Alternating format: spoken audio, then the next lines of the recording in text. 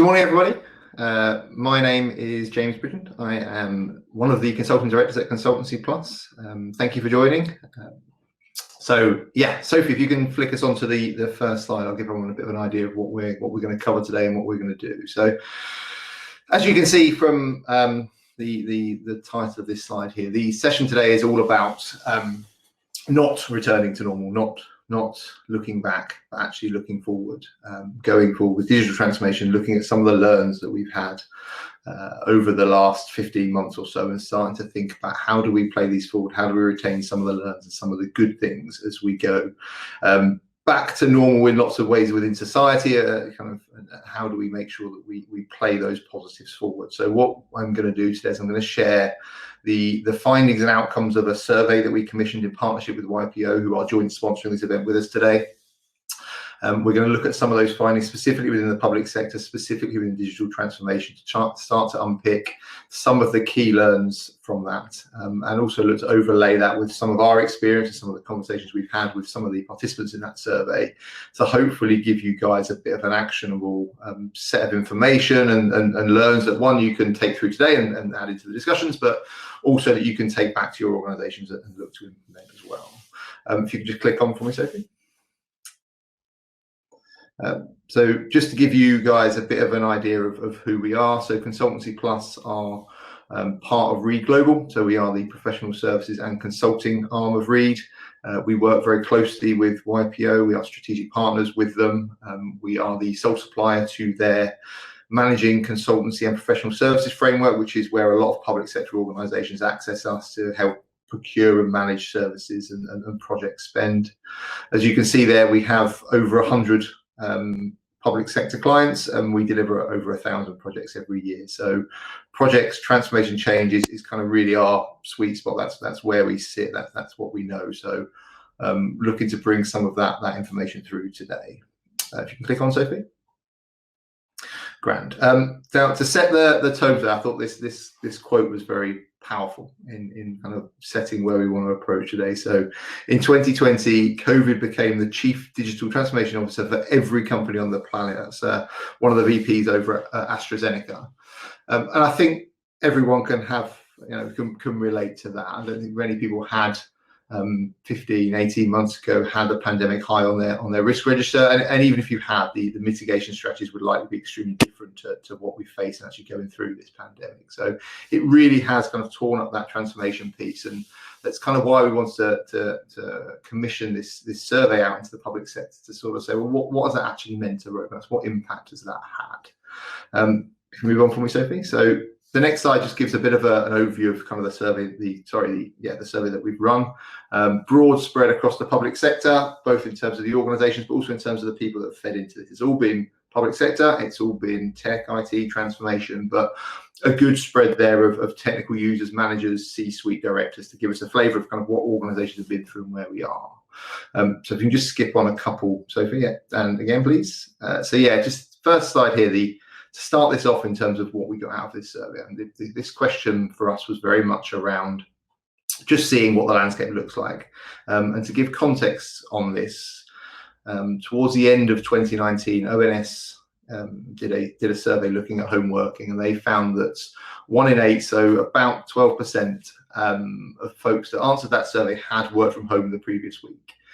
They also found that around about 30% had worked from home at all that year. So it gives us a kind of benchmark going into the end of 2019 as to where we were with home working. Somewhere between that 12% and 30% had a kind of flexible working arrangement there. So this question, kind of with the survey concluding at the end of January, gave us an idea as to look at, in that sort of 15 months between the two, what had changed. So if you can just click on for me, Sophie, there, to kind of show the outcomes of that. I think on the left-hand side, you've got the percentage of organisations that would have their entire workforce home-based, 0%. So I don't think a huge change, a huge surprise there. Just that we're not all the way there. We're not looking at moving completely away from buildings, offices, environments. The interesting one for me is that stat on the right-hand side, 1%. 1% of organisations said that their employees would be completely office-based. So this means that in that 15 months, the flexible working sort of layout was around about somewhere between that 12 and 30% were flexibly working. Now, based on this, it's looking like 99% of engagements will be in that flexible space, which is a huge change. And it lays that preface for what digital transformation has had to do over the last year. We've been going through this. They've had to engage at speed in a space that is rapidly changing around them in terms of the working environment. So just click on for me, Sophie, on to the next question. So given that, what we wanted to ask is how has it affected your digital journey? I think the interesting context here is to think about, if we'd have been asked this question before the pandemic, so this is the situation that lies before you, how do you think this will impact the digital strategy across an organization? And I think most organizations probably have said, well, you'll divert a lot of funding to frontline services. There'll be focus on frontline services. So it will be probably a streamlining of the strategy to get to a place where it's about kind of keeping the lights on, so to speak. If you can just click on for me, Sophie, I think we can all, you can all relate to the fact that that's not what's happened. And here this shows nearly 9 out of 10 said that actually the pandemic accelerated their digital strategy. 9 out of 10. That's a huge number to say actually digital strategy and transformation became absolutely core during this phase. It supported that frontline journey and was expedited right to the front. So if you can click on for me. So in the next piece, this question was looking at, so looking back, kind of what were the challenges over that last 6 months? If you can just click on for me there, Sophie. What we've got here is the top 3 that came out of that. So speed of change, distributing hardware, and security concerns. I don't think anything huge there in terms of surprises what those top 3 were. And when we picked up with organizations about this and kind of talked this through, that speed of change, there were some kind of nuggets of takeaways in there that people kind of shared around this. And 2 of the big things that came through that helped organizations, they felt helped them to get through this situation, was one, a real change in the way that organizations use their permanent staff. So away from as the situation of the pandemic changed and organizations, some areas were in high demand, some were in lesser demand. There was a real move to think, well, actually, how can we use people differently? How can we move these guys from over here and bring them onto this piece of work quickly and kind of get them helping and supporting the cause? And that's something that most organizations, they wanted to keep. This move away from your job title, necessarily your management structure, to more of a matrix thing of let's use our internal people more flexibly and more sensibly. The second one was around that speed of change, was the cultural adoption piece. And I think that was seen as fundamental across the space, to say that to be effective in delivering digital transformation in the public sector during this time and going forward, given the context of home working, there has to be a big play on how you change the culture within organizations and how actually you prepare them for change. Because one of the positives that came out of it is actually, when we're looking at speed of change and cultural adoption, people understood that it was a needs must thing. Previously, when you're looking at change, it's resistance to change, whereas here it was an acceptance of the need for change. So trying to facilitate and retain that environment within organizations that changes is what we do now, was actually a positive, and something that all of the folks that we spoke to that felt that they were starting to manage this felt was important going forward. So if you can click on for me, Sophie, the next question here was around the key things to look at going forward. And I think, so if you can just click on, I don't think there was any real surprises in this, given what we've talked about, cloud and office migration, cybersecurity and server support. Nothing really there. These are absolutely going to underpin what's important going forward and what we need in order to manage in this context. So Sophie, if you can just click onto the next slide for me. This next one, so a couple of questions ago, we looked at kind of what have been the challenges historically. So this one was very much around what do you see as the organizational challenges going forward. And Sophie, if you can just click on and show the top 3 that we had there. So adopting new technology, managing teams remotely, and cross-team communication. I think what was stark about this and what came through very strongly was that none of those things are hardware related. They're not about how do we implement, they're not about how do we scope the thing we need, they're not about whether the technology works, they're not about building business cases. They are all about people, the organization and the culture around that. How do we adopt the new technology? Not how do we implement it, how do we adopt that new technology? And similarly with the managing teams remotely, that change in the requirement of the manager and aligned to that cross-team communication. I think what we've talked to organizations about is that concept that a lot of teams have become better at communicating. They communicate daily scrums and whatnot. But actually, there's that less natural communication with the wider organization, and there's that opportunity that you become siloed as a team and less in touch with what's going on elsewhere. And the key things that came out of the discussions on this, and I think that we have seen over that period of 15 months, is there's probably two key learns on this. And one is that organizations have become far better at communicating from the top, from the higher echelons of the organization out to the mass community. I think COVID has given organizations almost that we're in this together, it's one cause type feel. And it's meant that more often that you see CIOs, CTOs having wide-ranging chats with the wider organization. And to retain that going forward will be important from an engagement point of view, because when you're looking at digital transformation across an organization, you really need to get everyone behind why and the cause for that. So retaining that kind of flat communication structure was important.